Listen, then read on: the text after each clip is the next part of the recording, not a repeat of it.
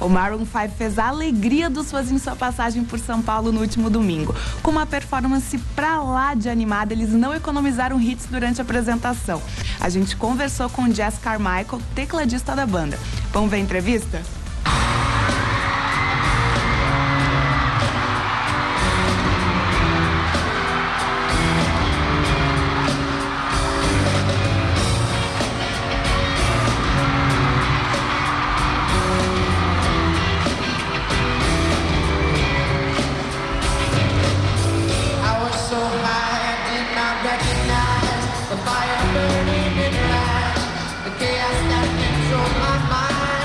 We feel the energy both times we've played here in Brazil. This last time, a couple years ago, and this tour, it's been amazing. So the fans here are crazy.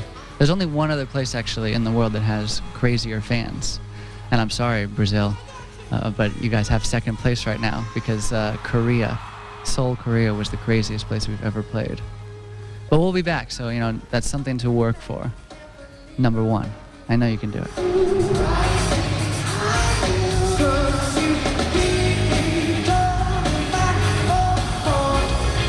I think somewhere along the way, while we were touring on the first record, we picked up some other influences, and it's just sort of like we go through phases of listening to different bands, and at that point in our lives when we made the second record, we were listening to a lot of Talking Heads and Prince, and so I think that sort of like it made its way into the record a little bit in terms of the synthesizers. So who knows what the next record will be like. It depends on what we're listening to then. It could be very like Bob Dylan inspired. I don't know.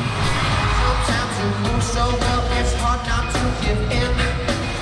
I'm lost, I can't tell where to begin. The loss of our first drummer, Ryan, was, you know, the biggest thing that our band has gone through so far. He had a shoulder injury and he had to stop playing the drums because there was nerve damage, and that was a very painful experience for everybody in the band, and especially for him. And you know, it was as easy as it could be to transition with Matt because we'd been on tour with him, and he was the drummer in a band that was opening up for us. So he took over pretty seamlessly and has done a great job and has become part of the band over the last 3 years. And so it's just different, you know, it's a very different experience working with different drummers.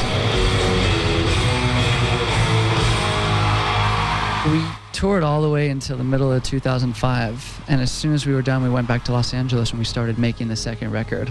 And it just wound up taking a full year, but we were in the studio pretty much every day, and we worked with different producers, and we would start one track and then decided to scratch it and record it in a different style. And so we just took our time with it so that we could be happy with it, and then hopefully everybody else would be happy with it too.